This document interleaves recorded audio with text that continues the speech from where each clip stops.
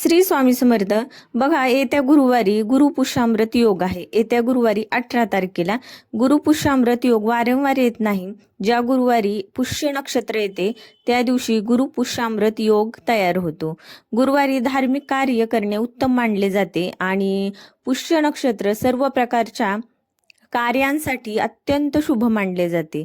बघा, पुष्याचा अर्थ म्हणजे पोषण करणारा, शक्ती देणारा आणि ऊर्जा देणारा असतो. पुष्याच्या आधीचे नाव तिष्य असे आणि त्याचा अर्थ आहे शुभ, सुंदर आणि सुख संपदा आपल्याला देणारा. आणि बघा, पुष्य नक्षत्र अतिशय शुभ आणि कल्याणकारी आहे. ऋग्वेदात पुष्याला तिष्य म्हणजे मंगलदायी किंवा मांगलिक तारा असेही म्हणतात. आणि गुरुपुष्यामृत योगात सोने, चांदी किंवा हिऱ्याचे दागिने खरेदी करणे, त्यानंतर ते देवघरात ठेवायचे. बघा, आता सोनं तेवढं महाग झाले, आपल्याच्याने होईल की नाही हे माहिती नाही, पण असे म्हटले जाते गुरुपुष्यामृत योगामध्ये जेव्हा आपण सोने चांदी खरेदी करतो त्याला मोडण्याची वेळ येत नाही किंवा त्याच्यामध्ये वृद्धी होते दागिन्यांमध्ये. आणि गुरुपुष्यामृत योगामध्ये गुंतवणूक करणे खूप महत्त्वाचे मानले जाते, शुभ मानले जाते. तसेच यावेळी तुम्ही सोन्यात किंवा पैशांमध्ये चांगल्या प्रकारे गुंतवणूक करू शकता, कारण हा योग खूप अत्यंत शुभ मानला जातो. तसेच गुरुपुष्य योगामध्ये नवीन वाहन खरेदी करू शकतो आपण.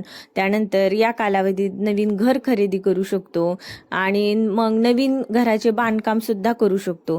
गुरुपुष्यामृत योगात व्यवसाय, व्यापार या संबंधित महत्वाची कामे आपण करू शकतो. अडकलेले पैसे जर मिळत नसतील तर या दिवशी तुम्ही प्रयत्न करू शकता, तुमचे अडकलेले पैसे नक्की मिळून जातील. पैशाशी संबंधित ज्या समस्या असतील तर त्या गुरुपुष्यामृत योगामध्ये लक्ष्मीची पूजा केली जाते. आणि बघा, आपल्या जीवनात यशाच्या प्राप्तीसाठी गुरुपुष्यामृत योग किंवा या दिवशी कोणत्याही नवीन कार्याचा आरंभ केला जातो. आणि बघा, तुम्हाला आयुष्यात जे काही सुरुवात जर करायची असेल तर या दिवशी म्हणजेच येत्या गुरुवारी 18 तारखेला गुरुपुष्यामृत योग आलेला असल्यामुळे तुम्ही त्या कामाला, नवीन कार्याला, शुभ कार्याला सुरुवात करू शकता. नव्या व्यापाराची सुरुवात करू शकता, नवे काम हाती घेऊ शकता, बंद पडलेले काम पुन्हा सुरू करू शकता. असे केल्याने मोठे यश प्राप्त होते असे आपल्या या योगामध्ये सांगितले जाते.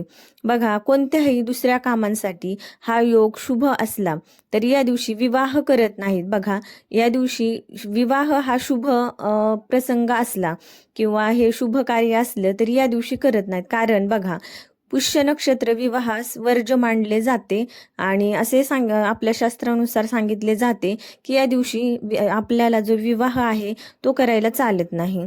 बघा, आता अधिक मास आत्ताच संपलेला आहे आणि या अधिक मासात उपासना केलेली अनेक पटींनी पुण्यकारक ठरते आणि त्याच्यानंतर लगेच आपल्याला गुरुपुष्यामृत योगाचा आपल्याला मुहूर्त मिळत आहे. बघा, या दिवशी गुरुसेवेची सुवर्ण संधी मानली जाते. आपले श्री स्वामी समर्थ महाराज, जर तुम्ही या आपल्या महाराजांची थोडीशी जरी सेवा केली तर तुम्हाला अनंत पटीने त्याचे पुण्य मिळते.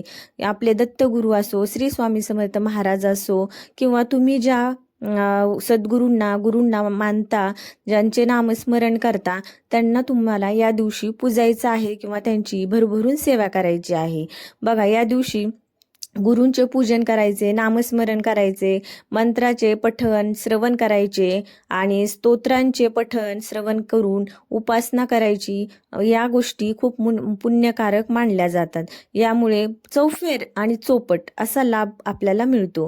गुरूंची कालातीत कृपा आपल्याला, आपल्या श्री स्वामी समर्थ महाराजांची कालातीत कृपा आपल्याला मिळते.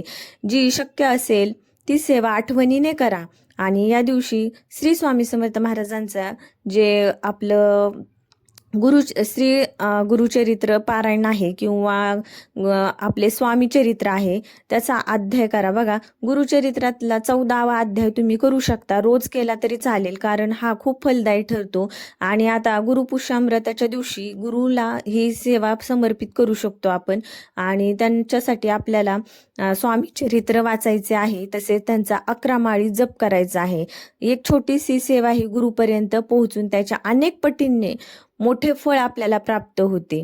तर बघा, पैशाशी संबंधित काही समस्या असतील तर गुरुपुष्यामृत योगामध्ये लक्ष्मीची पूजा करावी आणि गुरुपुष्यामृत योगात लक्ष्मी स्तोत्राचे पठण करायचं आणि हे केल्याने जीवनात सुख समृद्धी आपल्या आयुष्यात येते. लक्ष्मी देवीच्या कृपेने धन प्राप्ती होते. आपल्याला घरात संतती, ऐश्वर्य, संपत्ती या सगळ्या गोष्टींचा वावर होतो. तसेच 52 श्लोके गुरुचरित्र पारायण किंवा दत्त बावनी अशी दत्तगुरूंची स्तोत्रे म्हणू शकता तुम्ही, किंवा त्या श्रवण केल्या तरी तुम्हाला तेवढेच पुण्य मिळेल. आणि सगळ्यात महत्वाचं, स्वामींचा तारक मंत्र. या दिवशी तारक मंत्राचा जप नक्की करा तुम्ही. हा मंत्र आपल्या आयुष्याला तारणारा आहे, आपल्या दुःखांना मिटवणारा आहे. बघा तुम्ही तारक मंत्र एकदा म्हणून बघा आणि तुमचं मन किती असं क्लीन आणि तुम्हाला किती फ्रेश वाटतं. खूप ताकद आहे तारक मंत्रामध्ये. शक्य असेल तर 11 वेळेस पारायण पण करू शकता तुम्ही. शक्य असेल तर विष्णू सहस्त्रनाम म्हणायचं आपल्याला आणि व्यंकटेश स्तोत्र पण आपल्याला म्हणायचं आहे. आणि आपल्या कुलदेवीची जेवढी शक्य असेल तेवढी आपल्याला उपासना करायची आहे. आणि बघा, जेवढी तुम्ही सेवा कराल ती श्री स्वामी समर्थ महाराजांच्या चरणी समर्पित करा आणि अनन्य भावाने त्यांना शरण जा. आयुष्यातील बरेच कष्ट दूर होतात. आपल्या आयुष्यात जरी दुःख असले तरी त्याला सामोरे जाण्याची ताकद आपण जी सेवा करतो का देवाची, त्या सेवेतून आपल्याला निर्माण होते. त्यामुळे गुरुपुष्यामृत योग असा जाऊ देऊ नका आणि या दिवशी तुम्ही होईल तेवढी सेवा करण्याचा प्रयत्न करा. चला तर भेटूयात नंतरच्या अशाच एका नवीन माहितीसोबत. तुम्हाला ही माहिती कशी वाटली नक्की सांगा आणि आपल्या चॅनलला सबस्क्राईब करा आणि आवडला व्हिडिओ तर तुमच्या मित्रांसोबत शेअर करा. चला तर भेटूयात नंतर. श्री स्वामी समर्थ. रामकृष्ण हरी.